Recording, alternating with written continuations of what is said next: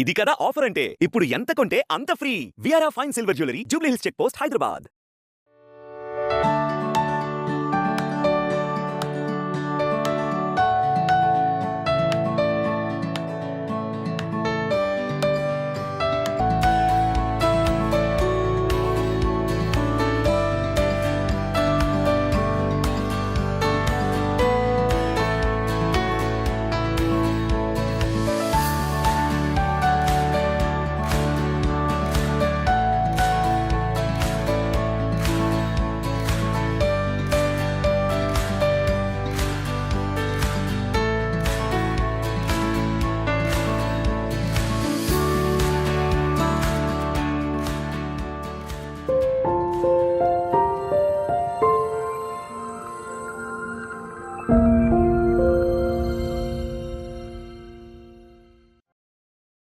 ఇంట్లో 5గురు పిల్లలుంటే సందడి సందడిగా ఉంటుంది. ఈ 5గురు పిల్లల్లో ఎవరు ఎక్కువ అల్లరి చేసేవాళ్ళు?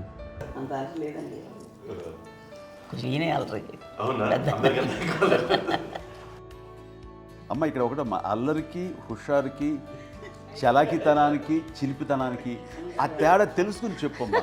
అల్లరి అంటే ఇప్పుడు నా ఇమేజ్ ఏమైపోద్ది, అల్లరి అంటే అల్లరుడు అని, నేనేమో చాలా రావుడు మంచి బాలుడు అనేలాగా నా ఇమేజ్ ఇది. నేను అలాగే చెప్తుండేవాడిని. నా ఉద్దేశం అదే.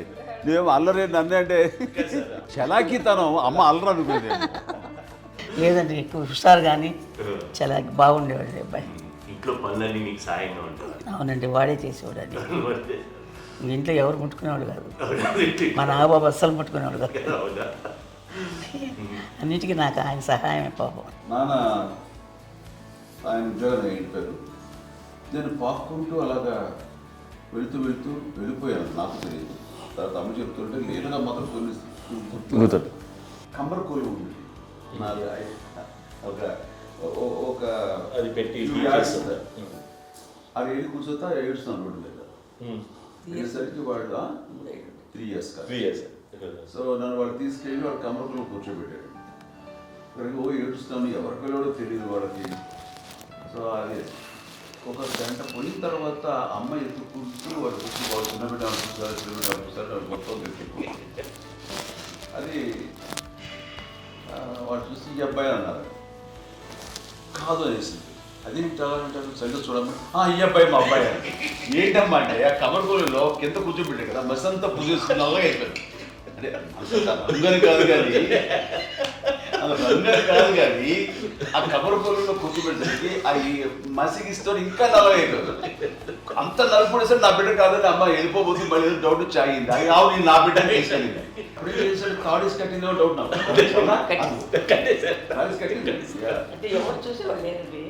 అమ్మేమో అల్లరి అనుకునేదండి, నాకేమో చిన్ననాటి మహాభాగవతం కృష్ణుడి గారితో అనుకుంటాను. ఆయన మహానుభావులు అయ్యే వాళ్ళందరికీ ఆ లక్ష్యం ఉంటుందేమో చిన్నప్పుడు. కొన్నిదల కుటుంబ సభ్యులు మంచి రుచులను ఆస్వాదిస్తారని, మంచి భోజనాలని ఆనందిస్తారని అందరికీ తెలుసు. చిన్నప్పుడు వీరి ఆహారపు అలవాట్లు ఎలా ఉండేవి? ఇదేవి ఎగిరేవి ఇవి ఎవ్రీ డే 2 పూట్ల ఉండాలంట. మరి నాగబాబు పాపం ఏముంది, తిన్నట్టు ఇష్టం. మరి అన్ని రకాలుగా నాన్న కోసం చేసి పెడుతుంటే మరి తను ఇష్టపడక ఆ తర్వాత లేకపోతే కోపడక ఎలా ఉంటాడు చెప్పండి. 5గురు పిల్లలు అయినా అమ్మా నాన్నలు కొంతమంది పైనే ఎక్కువ దృష్టి పెడతారు. ఈ 5గురిలో మీరు ఎవరి మీద ఎక్కువ ఫోకస్ పెట్టేవాళ్ళు? కళ్యాణ్ బాబు అండి. వాడంటే బాగా, అంటే వాడు ఏది తినేవాడు కాదు అసలు. ఏది ఆడికి ఏది తింటాడని. ఇప్పుడు వాడికి నచ్చకపోతే, ఇప్పుడు నేనైతే నచ్చకపోతే చాలా గోల్ చేసేవాడిని. అన్నయ్యకేమో చాలా ఏదైనా ఏది పెట్టినా తినేవాడు, అసలు అడ్జస్ట్మెంట్ అంటారండి. నాకేమో నచ్చకపోతే చాలా గొడవ పెట్టేవాడిని. తిండి ఇది ఒక అన్నం, ఇది ఒక కూరలు హే అని వెళ్ళిపోయేవాడిని. అమ్మకు అమ్మతో తిట్టి నాకు వెజిటేరియన్ ఎలర్జీ ఉండేది, అంటే చిరాకు అనమాట. కళ్యాణ్ బాబు ఏంటంటే తనకి ఇష్టమైన ఫుడ్ ఉంటే తింటాడు సైలెంట్గా, బాగలేకపోతే సైలెంట్గా వెళ్ళిపోతాడు. అమ్మకి ఇదేమేంటారండి, వదిలేమో తన తింటాడు.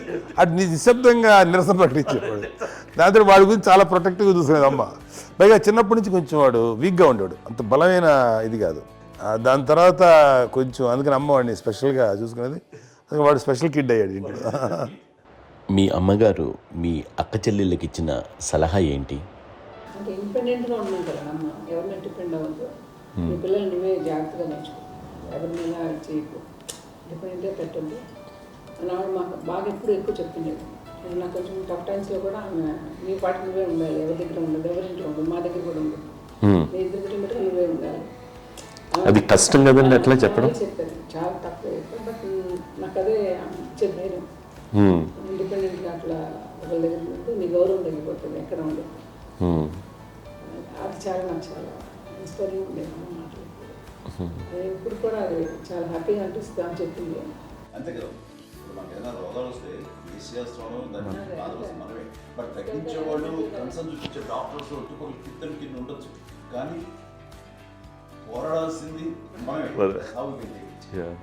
నాకు సార్ కొంచెం ఏదో ఒక డిప్రెస్డ్ ఇదేదో వస్తే ఫేజ్ ఒకటి, నేనేదో ఇంకా మా అందరి నుంచి నేను సపరేట్ అయిపోయినట్టు ఒక సిచ్యువేషన్ వచ్చినప్పుడు అమ్మ నన్ను పట్టుకుని I'm there for you. Yes, ఎవరు నువ్వు అన్నా ఎస్ అన్న ఫ్రెండ్స్ కానీ ఎవరైనా సరే ఎప్పుడు కూడా అలోన్గా మటుకు అనుకోకు, నేను నాన్న ఆవిడ నన్ను పట్టుకొని ఇచ్చిన అఫెక్షన్ లేదా ఫీలింగ్ అసలు బలం అన్నమాట. ఇంకా ఏంటంటే ఏమన్నా చేయగలను నేను, పర్లేదు లైఫ్లో ఏదైనా సాధించగలను అని ఒక భరోసా తల్లి దగ్గర నుంచి రావడం అనేది నాకు ఎవరు అవసరం లేదనిపించింది. అంత స్ట్రాంగ్గా ఆవిడ support, very strong, very practical. అంత స్ట్రాంగ్ చేసింది నాన్న చెప్పండి.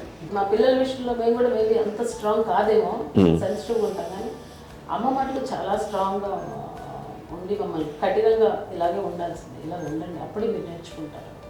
ఇక్కడ అమ్మ పాజిటివ్నెస్ గురించి ఇంకో మాట చెప్పాలి. అంటే తన బిడ్డలకే కాదు, ఈ రోజున మా రెండో పాప శ్రీజ కూడా తనకి లైఫ్ చిన్న డిస్టర్బెన్స్ వచ్చింది. ఆ టైంలో కూడా తను ఏముందంటే అప్పుడు నాన్న దగ్గరికి వెళ్ళాను, తను ఇచ్చిన భరోసా, తను ఇచ్చిన మాట వెళ్ళలేని ధైర్యం వచ్చింది నాతో. నాన్నమ్మ దగ్గర ఎప్పుడు కూర్చోస్తాడు అప్పుడే పాజిటివ్ ఫీలింగ్ వస్తుందని నాతో షేర్ చేసుకుంటాను.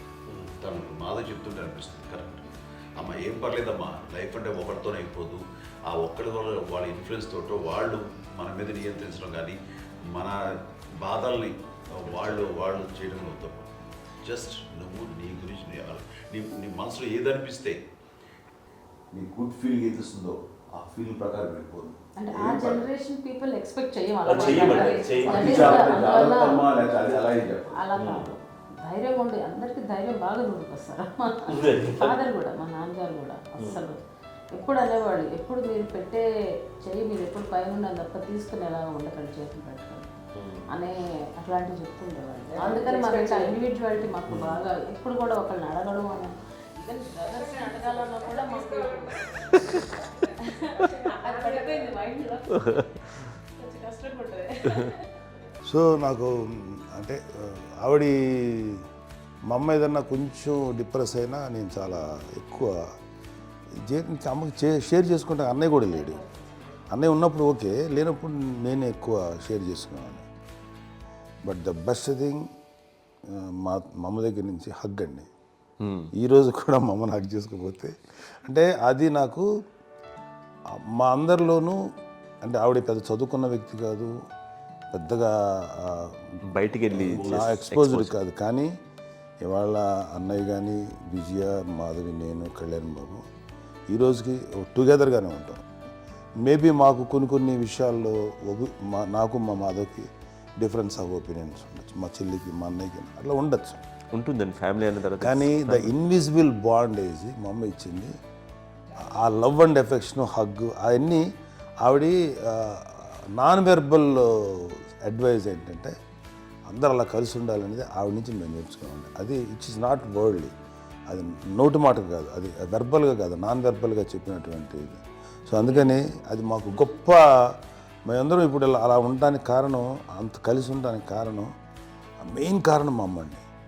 అది సో అందరూ ఉండాలనేది మా అమ్మ అడ్వైస్. ఇప్పుడు కూడా నేను ఎప్పుడైనా ఏదైనా ఫీల్ అయినా, అన్నయ్య ఫీల్ అయినా, లేదు నాన్న అట్లా వదుకు, ఇట్లా ఉండండి, ఇట్లా ఉండి, ఇప్పటికీ చెప్తుంది. మేము ఎవరైనా ఎప్పుడైనా మా చెల్లితో గొడవపడ్డా అనుకోండి, నేను అట్లా అనకరా అని, ఎట్లాగా అన్న ఏమో లేదులేమ్మా, ఏదో అన్నాను కానీ ఫీల్ అవ్వకమ్మా, మేమందరం కలిసి ఆవిడని అసలు టెన్షన్ పెట్టవండి మేము. సో అలా అది ఆవిడ నేర్పించింది, అలా కలిసి ఉండటం అనేటువంటి బాండేజ్ని ఆవిడ తన ఒక హగ్తో చెప్పింది. అన్నయ్య సినిమా చూడండి, జాదుకే చెప్పాను కూడా అది మా అమ్మ దగ్గరే ఉందండి. శంకరదాదాలో చెప్తాడు చూడండి. ఇప్పుడు మోడ్రన్ వర్డ్స్లో చెప్పాలంటే మీ అందరికీ ఆవిడ ఒక వైఫై లాంటిది. Yes you can say that. Yes yes ఇంకొక అడ్వైజ్ కట్టేనండి, అమ్మ విషయంలో నేను గొప్పగా ఫీల్ అయ్యేది కానీ చాలామంది పెద్దలు రిటైర్ అయిపోయి విశ్రాంతి తీసుకుంటున్నటువంటి పెద్దలందరూ కూడా ఆచరించే విధంగా ఒక విషయాన్ని నేను గమనించాను. ఇప్పుడంటే నా దగ్గర ఉంటుంది కాబట్టి ఉన్నాను. అమ్మ విడిగా ఇంకొక ఇంట్లో ఉండేది, 9 సంవత్సరాలు నాన్నగారు దూరం దగ్గర నుంచి ఉండేది. 5 సంవత్సరాలు ఒంటరిగా ఉండి నన్ను బిడ్డలందరూ ఎవరు మా నాన్న వెళ్ళిపోయారు, నేను ఒంటరి అయిపోయాను అన్న ఫీలింగ్ అమ్మకు ఎప్పుడు ఉండేది కాదు. తర్వాత బిడ్డలు వాళ్ళ టైం బట్టి వచ్చి చూసుకుంటే సరిపోతుంది. అది వారమా, నెలక, 2 నెలక, అసలు ఒకసారి రాలేని పరిస్థితిలో ఉంటుంది. 5-6 నెలల పాటు ఇదే ఊళ్ళో ఉండి పక్క వీధుల్లో ఉండి ఎవరి పనులు వాళ్ళు బిజీగా ఉండి, ఎవరి షూటింగ్ వాళ్ళు బిజీగా ఉండి, ఎవరి ప్రొఫెషన్లో వాళ్ళు బిజీగా ఉండి, ఎవరి ప్రొఫెషన్లో వాళ్ళు బిజీగా ఉండి, తన సంసారం తను బిజీగా ఉంటాను. ఒకసారి అమ్మ ఏమీ ఫీల్ అయ్యేది, ఏంటమ్మా రావట్లేదు, అసలు పట్టించుకోవట్లేదు ఏంటి అంటే అంతేలేమ్మా అని ఇలాంటి నిరసన మాటలు కానీ, ఈసరింపు మాటలు కానీ, లేకపోతే న్యూనతాభావం కానీ ఇలాంటివి ఎప్పుడు అమ్మకు లేవండి.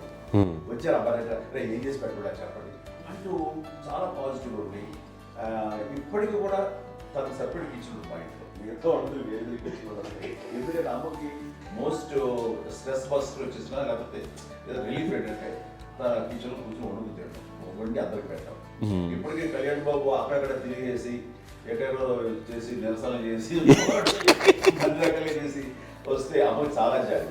ఆడేదో ఇంక మేము గుడ్లా కష్టపడుతున్నాం కానీ ఆడి ఎంతలో వెళ్ళేదో ఈ టీవీలో వాటిలో అది ఎక్కువగా చూపించేసరికి వాడే కష్టపడతారు, మేము కష్టపడలేదు ఫీల్ అమ్మకి. అందులో వాడు రాగానే ఎలా వచ్చావా అని అమ్మ ఎక్కడ కళ్యాణ్ బాబు అంటే ముందు అమ్మను కానీ ఎక్కడ కళ్యాణ్ బాబు తను ఎక్కడ ఉంటాడు ఏముంటాడు తెలుసు అది చూస్తారు. ఎక్కడ తను వాడికి ఇష్టమైన బిర్యానీ అవి చేసి చక్కగా పంపించి అన్నీ చేస్తుంటాడు. అట్లాగా బిడ్డలకి పెట్టడమే తప్ప బిడ్డల నుంచి ఈ వయసులో ఎక్స్పెక్ట్ చేయడం లేకపోగా కొంచెం పట్టించుకోవట్లేదు అనే ఒక న్యూనత భావంలోకి వెళ్ళిపోయి సైకలాజికల్ డిప్రెస్ అయ్యే మదర్ మొత్తం కాదు.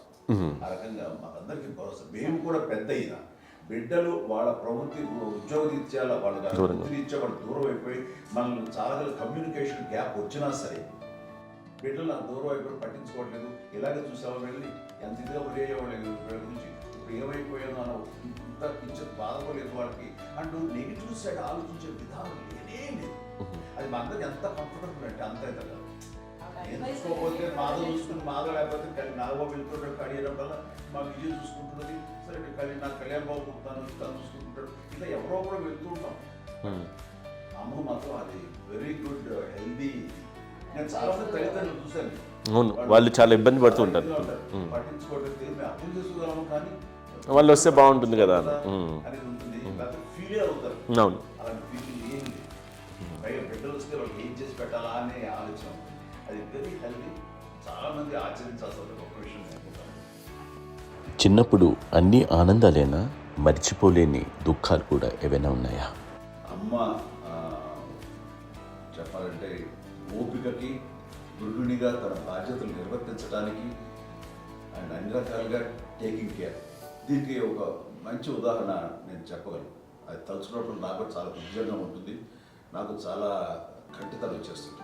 అమ్మకి మేము 5 బిడ్డలు అండ్ పురిట్లోనూ 1 year పెరుగో 2.5 years పెరుగో 3 బిడ్డలు చనిపోయారు.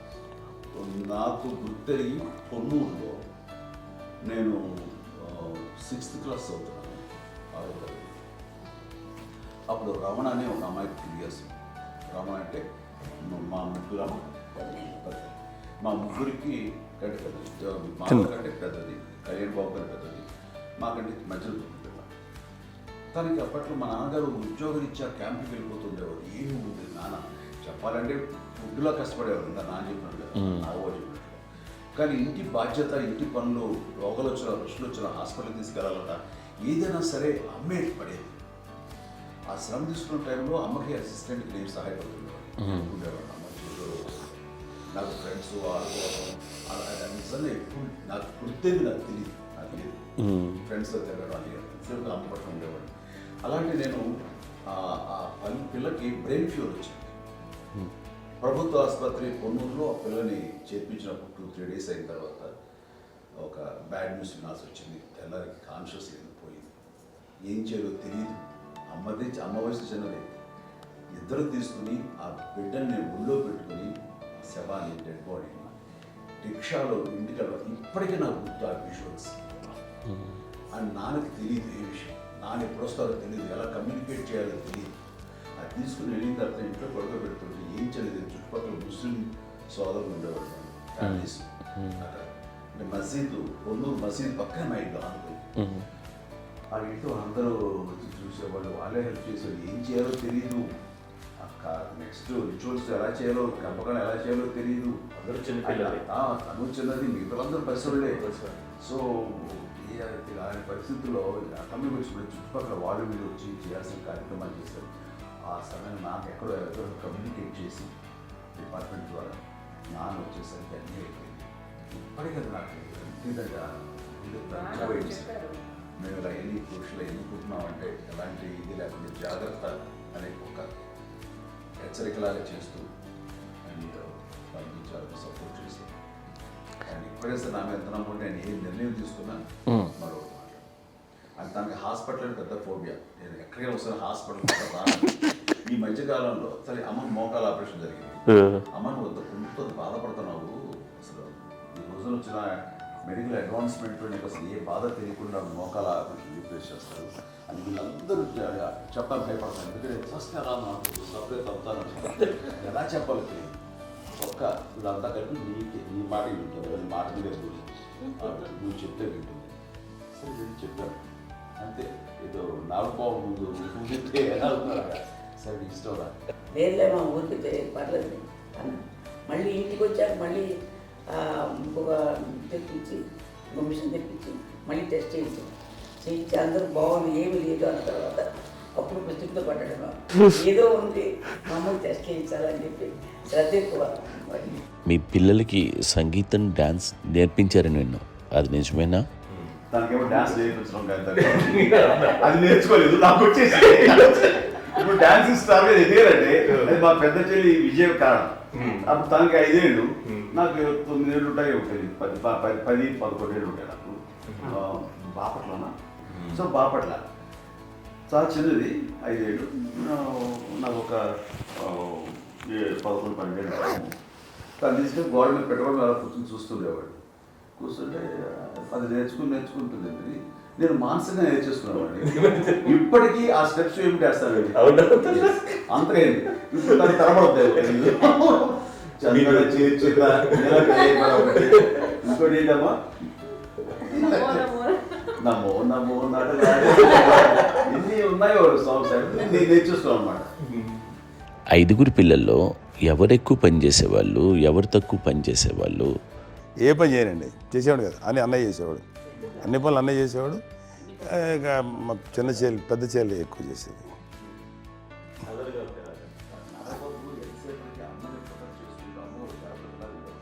అదే అబద్ధం అండి, అది అన్నయ్య నన్ను గౌరవంగా మాట్లాడుతున్నాడు కానీ అన్నయ్య అవుట్ ఆఫ్ ప్రొటెక్షన్ మాట్లాడుతున్నాడు కానీ, అవుట్ ఆఫ్ మాట్లాడుతున్నాడు కానీ అసలు ఎప్పుడు ఏ పని చేయలే.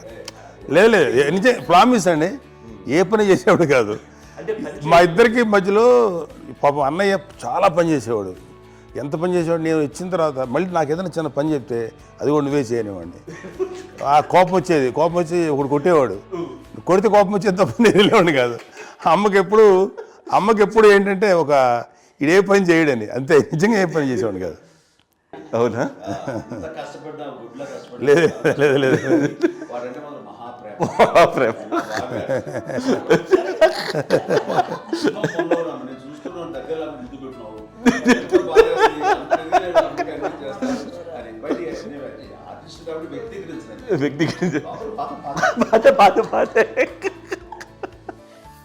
చిన్నది కాబట్టి చివరిది కాబట్టి తనంటే బుద్ధండి, నేను పెద్దోడు కాబట్టి నేను ఎక్కువ కష్టపడింది కానీ మా నాన్నగారి చేతిలో ఎక్కువ, అంటే నాన్న బాగా కోపం ఎక్కువ అనుమానించింది కానీ అన్నయ్య పాపం బాగా దొరికేసేవాడు పాపం. ఒకసారి అంటే మరి మాకే అనిపి ఏంటి ఇంత దారుణంగా ఉంది నాన్న మీద కోపం వచ్చేది నాకు. నాన్న మీద కోపం వచ్చేది, వాళ్ళని చూసి బాధ అనిపించేది. అమ్మాయి ఏమనేది కాదు. సరే అయినా సరే ఎప్పుడు కూడా పోనీ అన్ని చేసినా మళ్ళీ తను హైపర్ యాక్టివ్ అన్నయ్య ఫుల్. ఎప్పుడు ఇప్పటికీ ఉన్నాడు. ఇప్పుడు ఈ రోజు కూడా అదే అన్నయ్య సేమ్ హైపర్ యాక్టివ్. యూజువల్గా పెద్ద కొడుకు కొంచెం అంటే సూపర్గా ఒక నిదానంగా ఉంటాడు అంటారు. బట్ అన్నయ్య దానికి జస్ట్ ఆపోజిట్. యూజువల్గా ఆఖరి పిల్లలు హైపర్ యాక్టివ్ ఉంటారు, అన్నయ్య పుట్టడమే భయంకరమైన హైపర్ యాక్టివ్. ఒకప్పుడు అమ్మాయిల్ని ఎక్కువగా బయటికి పంపించేవాళ్ళు కాదు, అబ్బాయిల మీద కూడా అనేక ఆంక్షలు ఉంటూ ఉండేవి. మీ పిల్లల్ని అలా ఆంక్షల మధ్య పెంచారా, లేకపోతే పూర్తి స్వేచ్ఛనిచ్చారా? అంటే మాకు మా నాన్నగారు కానీ మా అమ్మగారు కానీ అండి మాకన్నా చాలా బ్రాడ్ మైండ్ ఉన్న వ్యక్తులండి. ఎందుకంటే పిల్లలు ఎక్కడన్నా బయటికి వెళ్తే ఇప్పుడు మేమైతే భయపడిపోతాం.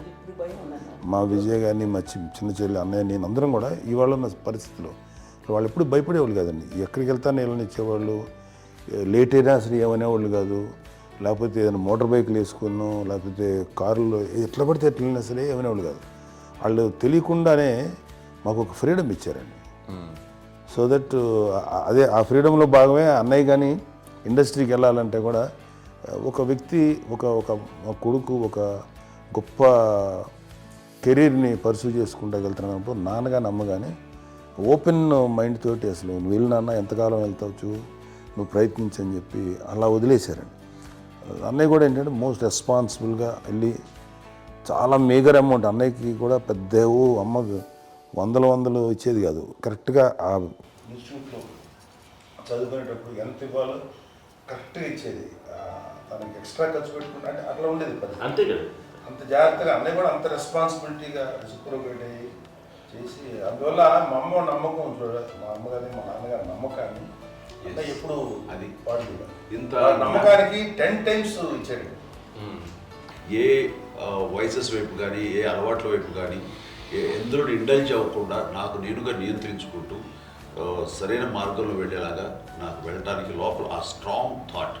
అడగగానే వాళ్ళు రెసిస్ట్ చేస్తే ఇచ్చారని ఆపేశారు అని ఏదో చిన్న రిలక్టెంట్ ఫీలింగ్ ఉంటుంది. వాళ్ళ మీద చిన్న కోపం నిరసన ఉండేది. వాళ్ళు అలా లేకపోవడానికి వాళ్ళు వెంటనే అడిగిన వెంటనే జాగ్రత్త అనే నిర్ణయం అనేది, కానీ జాగ్రత్త అని హెచ్చరిక చేయడంతో నాకు మరింత బాధ్యత తిరిగి గుర్తు తిరిగి నేను నడుచుకుంటూ వెళ్ళాను. కాబట్టి అది నాకు ప్లస్ అయింది వాళ్ళ దగ్గర. అంటే మదర్ అంటే తల్లి అనే కాదు, మదర్ ఫిగర్ ఎవరిచ్చినా సరే అది నానైనా తల్లితో సమానం అనుకుంటాను. నాకు చెప్పినట్లుగా అట్లాగా అలిసిపోయి వచ్చిన నాకు కాళ్ళు నొక్కుతుంటే నాకు భయం వేసేసేది. ఆ తర్వాత పడుకో గదవాయించేవాడు, అది కూడా కోపం. అంటే ఉదాహరణ అంటే మళ్ళీ అదే నాకు తిడతారు, ఎందుకు కాదు పడుకుని ఎక్కడ నిద్ర వస్తాయండి నాన్న అంటే. సో ఆ రకంగా నాన్న తన ప్రేమ చూపిస్తుంటాను. ఆ తర్వాత గోండా టైప్లో కూడాను నేను ట్రైన్ కింద వెళ్తుంటే నాన్న అక్కడే ఉన్నారు, రాజమండ్రి దగ్గర ప్రాంతంలో. ఆయన చాలా కోపం చేస్తుంది, ఇలాంటి చేస్తుంటావు నువ్వు, ఏదైనా అయితే ఏంటి అనేది చెప్పి. ఏం పర్లేదన్నా ఏమవుతుందో అన్ని రకాల సేఫ్టీ అన్ని రకాల జాగ్రత్త తీసుకున్నాం.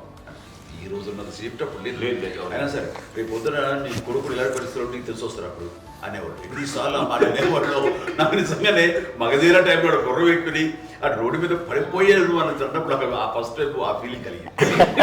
అలాగే పీటర్ హెయిన్స్ అనేవాడు ఫస్ట్ మగధీరలో జంప్ చేస్తారు, మోటార్ బైక్ జంప్ చేసినప్పుడు ట్రైల్లో పీటర్ హెయిన్స్ అంత హైట్ నుంచి 20 feet 25 feet హైట్ నుంచి పడిపోయి మొత్తాన్ని బోన్స్ని ఎరగొట్టుకుని వాడు 7 నెలల వాడు హాస్పిటలైజ్డ్.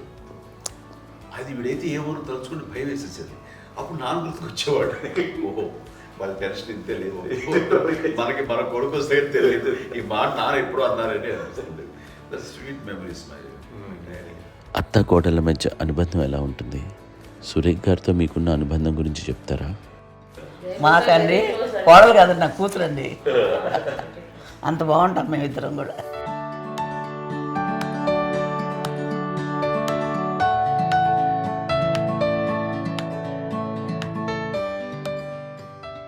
మీది ఒక అందమైన ఉమ్మడి కుటుంబం, అందరూ కలిసి ఉంటారు. ఇంత ఆనందంగా ఉండడానికి కారణం ఏంటి? దీనికి పునాది ఎవరే వేశారు? మా నాన్నగారి క్వాలిటీ నేను ఎగ్జాంపుల్ చెప్పగలను. అమ్మ వాళ్ళ ఇంట్లో పెద్దది, వాళ్ళ నాన్నగారు అంటే మా తాతయ్య గారు ప్రొహిబిషన్ డిపార్ట్మెంట్లో సిఐగా ఎస్ఐగాను చేశారు. ఏదో కాదమ్మా, ఇన్స్పెక్టర్ సిఏ సీఏ చేసి ఆయన కాలం చెందారు. చాలా ఎర్లీగా 48 ఇయర్స్లో చచ్చిపోయారు. వాటిలో చచ్చిపోయారు. 40 దాదాపు 40 సరిపోతే ఆయనకి అప్పటికి అమ్మ కాకుండా 4 బిడ్డలు. అమ్మ తర్వాత అబ్బాయి తర్వాత 3 ఆడపిల్లలు. వాళ్ళు ఏంటంటే రాకరావిడి నాగబాబు కంటే కూడా చిన్నవాడు. అది ఆ వయసు అంత చిన్నవాడు. అమ్మ మా పిన్నమ్మలు నాకంటే చిన్నవాడు. అలాంటి పిన్నమ్మల్ని ఆయన వీళ్ళ నాగ చనిపోయిన తర్వాత తన ఫ్యామిలీ అంతగా నాన్న పెంచారు. నాన్న కూడా అరాపురా శాలరీ మీద బతికేదే తప్ప కూడా కాదు. సో తనకు మిగిలిన దాంట్లో మళ్ళీ ఆ ఫ్యామిలీని చూసుకోవడం, మా అమ్మమ్మను చూసుకోవటం, వాళ్ళ మంచి చెడు చూసుకోవటం. వాళ్ళకు ఇల్లు మాత్రం ఉంది మొగల్తూరులో. ఆ ఇంట్లో వాళ్ళు అద్దెకు వస్తే ఆ కొంచెం డబ్బు నానిచ్చే డబ్బు, అక్కడ పొలం కొనిచ్చారు. ఆ పొలం మీద వచ్చే డబ్బుతోటి అంతా బాగా చూసుకోవాలి తన ఫ్యామిలీ లాగా. అందరూ మ్యారేజ్ కాబట్టి నాన్న ఫస్ట్ సూత్రధారి. అమ్మ కూడా ఫ్యామిలీ బాండింగ్ టుగెదర్నెస్ అనేది స్ట్రాంగ్గా ఉండటానికి నాన్న ఏర్పాటు చేసినటువంటి బీజం. అది అమ్మ కంటిన్యూ చేస్తుంది. మేము ఇవన్నీ చూసి మేము నేర్చుకుని మేము టుగెదర్ ఉంటాం. అందునే we are very rich in terms of emotional bonding. ఇప్పటికే ఎవరికి ఏ కష్టం వచ్చినా, ఎవరికి ఏది ఇబ్బంది వచ్చినా సరే మొత్తం అందరం గుమిగూడిపోతాం. ఏ లెవెల్గా వెళ్ళిపోయి మోర్ సపోర్ట్ చేస్తాం. అండ్ వీ డోంట్ ఎక్స్పెక్ట్ ఇంకా అంతకుమించి ఏముంటుంది. ఒకళ్ళొకరు భరోసా. అది మా ఫ్యామిలీ మేము వెరీ స్ట్రాంగ్ అని చెప్పాలి. పెద్దవాడిని కాబట్టి అవకాశం నాకు వచ్చింది కాబట్టి అమ్మ ఇది ఎప్పుడు ఎవరు కొన్ని విషయాలు నాగబాబు సపోర్ట్గా ఉంటాడు. నాగబాబు ఉండి వాడు ఉంటాడు భరోసా. అలాగే ఆడపిల్లలు. మీ అందరిలోనూ అమ్మని ఎవరు ఎక్కువ జాగ్రత్తగా చూసుకుంటారు? ఎందుకంటే ఎగ్జాక్ట్లీ మేము కూడా గమనించలేని సున్నితమైనటువంటి ఇష్యూస్ లైక్ హెల్త్ విషయం కానీ, అమ్మ మూడు కానీ, అన్నయ్య ఎంత క్యాజువల్ ఎంత బిజీ ఉన్నా ఒక అమ్మాయి ఉంటుంది. అలాగే చాలా చిన్న చిన్న విషయాలు కూడా చాలా మెడికల్ ఇంట్రెస్ట్. అందుకని మాకు అన్నయ్య ఉన్నాడు, అన్నయ్య దగ్గర ఉంది అమ్మ అంటే ఇంకా ఎక్కువ రిలాక్స్ అయ్యాను. అన్న దగ్గరికి వచ్చాక మేము అందరం చాలా కంఫర్ట్ అయిపోయాం. ఎప్పుడు ఎవరు కొన్ని విషయాలు నాగబాబు సపోర్ట్గా ఉంటాడు. నాగబాబు ఉండి వాడు ఉంటాడు భరోసా. అలాగే ఆడపిల్లలు ఇట్లా ఒకళ్ళొకరు కాంప్లిమెంటింగ్ టు ఈచ్ అదర్ అండి. అవి ఒక్కరు కాదండి. అది వాళ్ళు ఆమె చూపించే ప్రేమగా నేను చెప్పగలను. కానీ బట్ దీని అందులో సూత్రధారి నాన్న తర్వాత అది అమ్మ మెయింటైన్ చేస్తుంది. ఇప్పుడు అమ్మ నా ఇంట్లో ఉంది అంటే మనవలు వస్తారు, మనవరాలు వస్తారు, ఆడబిడ్డలు వస్తారు, వీళ్ళబిడ్డలు వస్తారు. ఇల్లు ఎప్పుడు కలకలాడతారు అమ్మ. అది మేమందరం ఆచరిస్తుంటాం పండగలకి, పబ్బాలకి. అది నిన్న మొన్న నాగబాబు వచ్చి చాలాసేపు కూర్చున్నాడు. నేను ఇంట్లో లేకపోయినా వచ్చి నాగబాబు కూర్చొని టైం స్పెండ్ చేసి వెళ్ళిపోతుంటాడు. అలాగే చెల్లెలు ఇద్దరు ఆల్మోస్ట్ ఎవ్రీడే మాత వస్తుంటుంది, తను కూడా వస్తుంది. నిన్న సాయంత్రం కూడా వచ్చి ఉంటుంది. అమ్మా మధ్యాహ్నం వచ్చి కదా వచ్చి ఇక్కడే భోజనం చేసుకో అలా ఉంటుందండి. ఈ తరం వాళ్ళకి మీరు ఇచ్చే సలహా ఏంటి? కలిసి ఉంటే బాగుంటుందండి. పిల్లలు తల్లి కలిసి ఇంకా అక్క చెల్లెలు తమ్ముడు అందరూ కలిసిమెలిసి ఉంటుంది. అన్నీ ఉంటా సంసారం నిలబడుతుంది. లేకపోతే ఏముందండి ఇక్కడ వెళ్ళిపోతారు. వెళ్ళిపోతే ఎక్కడే పడవాలి అని తేడా పడుతుంది. ప్రేమలు ఇప్పుడు లేవండి, తగ్గిపోయాయి. మెకానికల్ చాలా మటుకు ఏదో ఇంకా వాళ్ళ పనులు చేసుకోవడం ఏదో జరిగిపోతూ ఉంది అనుకోండి. అంత ప్రేమలు ఎక్కడ లేవండి ఇప్పుడు ఈరోజు. అంటే ఒకప్పుడు ఒకరికి ఇంకొకరు భరోసాగా ఉండేవాళ్ళు. అంటే అందరూ కలిసి సపోర్ట్గా ఇది చేయడం. ఎందుకంటే వీళ్ళ పెద్దనాన్నగారి పిల్లలు కూడా ఆయన చూసేవారు. మా నాన్నగారు అన్నయ్య నాన్నగారు వాళ్ళ బిడ్డలు కూడా వాళ్ళ ఇక్కడే బిడ్డలు ఉన్నారు. నేనే పెళ్లి చేశాను. వాళ్ళు కూడా అమ్మాయి, వాళ్ళ ఆడపిల్లలు కూడా అమ్మే పెళ్లి చేశాను. ఇద్దరు పిల్లలు. చూడండి నాన్న ఎట్లయితే తన చెల్లెలు చూసుకున్నారో అట్లే నాన్న తరపు అమ్మగారి పిల్లలు వాళ్ళు చనిపోయారు చెల్లి గారు. వాళ్ళ బిడ్డలకి పెళ్లిళ్ళు, పేరెంటాలు అన్నీ చేసింది అమ్మాయి. అమ్మ అలా చేసింది కాబట్టి అది మాకు మార్గదర్శకం ఉంది. ఇప్పటికీ వాళ్ళు కొంచెం ఒక మాదిరి పరిస్థితి ఉంటే వాళ్ళకి ఇల్లు కూడా పెట్టడం కానీ వాళ్ళకి తగిన సహాయం అంటే కనుక ఎవ్రీ మంత్ మా పెదనాన్నగారి అమ్మాయి వాళ్ళు అప్పుడు 70 వాళ్ళకి ఎవ్రీ మంత్ మా ఇంటి నుంచి ఓ మొత్తం వెళ్ళిపోతాం 10,000-15,000 మా అబ్బాయి మంచితనం. ఎన్నో సంవత్సరాలు వెళ్ళిపోతాను. బ్యాంక్ పేరు వచ్చేది ఫస్ట్. అదంతా కూడా మా పెద్దలు వచ్చింది. వాళ్ళు కూడా వచ్చి అమ్మని అంతా ప్రేమలో చూస్తారు, ఇష్టంగా చూస్తారు. అమ్మ ఇందాక చెప్పినట్లు ఇచ్చే మెసేజ్ ఏంటి అన్నది అమ్మ మాటల్లో చెప్పాలంటే బంధాలు, బాంధవ్యాలు అన్నది ఎనలేని ఆస్తిపాస్తులు.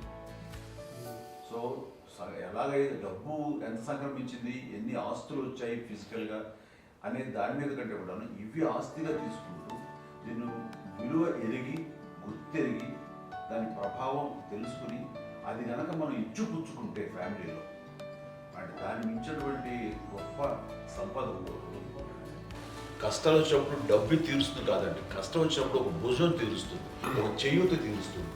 అది మన బ్లడ్ రిలేషన్ మనలో మనకి అది ఉండటం అనేది అదృష్టంగా ఫీల్ అవుతాం. అంటే ఒకసారి అమ్మ చూసి నాకు ఎందుకు అనిపిస్తుంది అంటే అది ఎవరి ద్వారా సంక్రమించడానికి తన ఆ చెట్టు కొమ్మలమే కాబట్టి ఆ చెట్టుకే మనం ఆపాదించాలి. ఎక్కడో మామూలుగా ఉండాల్సిన వాడు ఈ రోజున ఈ స్థితిలో ఉన్నాము, ఇంతమందికి లైఫ్ రావటానికి దోహదపడ్డాము, ఇంతమంది కలిసికట్టుగా ఉండటానికి ఇదైంది. అమ్మని చూస్తుంటే నాకు ఏమనిపిస్తుందంటే అబ్బా ఇలాంటి జన్మం మనకు ఎవరికైనా ఉంటుందా? ఇంతమంది మనుషుల చేత కొలవబడేవాళ్ళు, ఆరాధింపబడేవాళ్ళు, అభిమానించబడేవాళ్ళు, ఇంతమంది నా వంశమా, నా సంపద అని అమ్మ ఫీల్ అంత గొప్ప ఫీలింగ్ ఎవరికి ఉంటుంది? మా చెల్లెలు కూడా వస్తే నేను అనుకోవట్లేదు, సూర్య కూడా ఉంటుందని నేను అనుకోవట్లేదు. అలాంటి గొప్పగా ఇది అండ్ ఆ రకంగా షీస్ వెరీ చాలా గొప్ప జన్మ. అమ్మకి చిన్న మానసికంగా చిన్న ఏదో ఒక డిప్రెషన్ ఏదో వచ్చింది, ఏదో నాన్న గుర్తుకొచ్చో, నాన్న లేరనో, లేకపోతే వాళ్ళ అమ్మగారు కూడా అదే టైం చనిపోయారనో, తన దగ్గర ఉంటారు ఏదో ఉన్నప్పుడు మేము అందరం సపోర్ట్గా ఉండి మా కొన్నాళ్ళు నా దగ్గర ఉందిగా అని చెప్పేసి అప్పట్లో అమ్మ వేరేగా ఉంది. ఉన్నప్పుడు ఒకటే మాట అమ్మ నీలాంటి గర్భం అంటే అంజనమదే గర్భం అని బయట ఎన్నోసార్లు నా ఫ్రెండ్స్ కానివ్వండి, బయట కానివ్వండి, కొన్ని సందర్భాల్లో మీటింగ్లో కానివ్వండి, స్పీచెస్లో కానీ అన్నవాళ్ళు ఎంతోమంది అన్నారు. వాళ్ళు ఆ మాట అంటే రీజన్ తెలుసా నీకు? కోటాల్లో ఎంతమంది తల్లులకు నీకు వచ్చిన అదృష్టం, నీకు లభించినటువంటి గౌరవం ఎంత లభిస్తున్నాము. బిడ్డలు ఎంతోమంది చేత కొనియాడబడుతున్నారు, ఎంతోమందికి సహాయపడుతూ ఆ రకంగా వాళ్ళందరి యొక్క ఆశీస్సులు పొందుతున్నారు. కానీ ఎంతోమందికి నిరంతరం హెల్ప్ చేస్తూ వాళ్ళ ఇది చూసుకుంటున్నారు. అవి ఆ భగవంతుడు మీరు చేస్తున్న పూజలో ఉన్న ఆ భగవంతుడు మన నెక్స్ట్ తరాలకు కూడా మనకి ఇలాంటిది వారసత్వంగా ఇస్తూ అదే రకంగా కొనసాగించేలాగా మనకు అదృష్టం ఇచ్చారు. ఇంతమంది ఎవరు నీ నుంచి వచ్చిన వాళ్ళే నీకు ఇది ఎంత గొప్ప గర్భం, ఎంత గొప్ప జన్మ నీది. అలాంటిది నువ్వు ఇలా అవటమేంటి? ఎంతసేపు ఇది హై లెవెల్లో ఉండాలి నీ ఫీలింగ్స్గా నువ్వు కానీ. అంతే నువ్వు ఇలాగా కుంగిపోవడం ఏంటమ్మా చెప్పినప్పుడు నిజమే కదా, నేను అవటం ఏంటి? ఇది నీది కాదు, నాది కాదు, నువ్వు నమ్ముకున్న భగవంతుడు నీకు ఇచ్చింది అనుకుంటావు కదా. నువ్వు ఆ భగవంతుడి కృతజ్ఞత తీర్చుకోలేక ప్రతిరోజు ఆయన ధ్యానించు, ఆయన పూజలో ఉండు, నీకు ఆయనే ధైర్యం ఇస్తాడు. అంతేగాని నువ్వు నెగిటివ్ సైడ్ ఆలోచించుకోమ్మా. మా అందరికీ పాజిటివ్నెస్ ప్రివైల్ చేసిన దానివి, ఇచ్చిన దానివి, అందించిన దానివి. అలాంటి నువ్వు నెగిటివ్ వైపు వెళ్ళిపోకూడదు అంటే అంతే, మళ్ళీ అటుపక్క ఎప్పుడు గెలలేదు. ఆంజనేయ స్వామి భక్తి ఆయనలో ప్రవేశపెట్టి చెప్పాలంటే ఆయనకి నేనే నేను నమ్మిన దేవుడు ఇంట్లో నేనే ఇంట్రడ్యూస్ చేశాను. నానంత ప్రగాఢంగా నమ్మి ఆయన దానివల్ల లబ్ధి పొందారు. ఆయన అందులో మమ్మల్ని మించిపోయే స్టేజ్కి వెళ్ళిపోయారు. ఆయనతోటి ఆంజనేయ స్వామితో ఇంటరాక్ట్ అవుతూ అట్లా ఆయన నమ్ముకుంటుంది. ఆయన నానంటారు అంతా నా గురువు, నా పెద్ద కొడుకే, పెద్దోడే.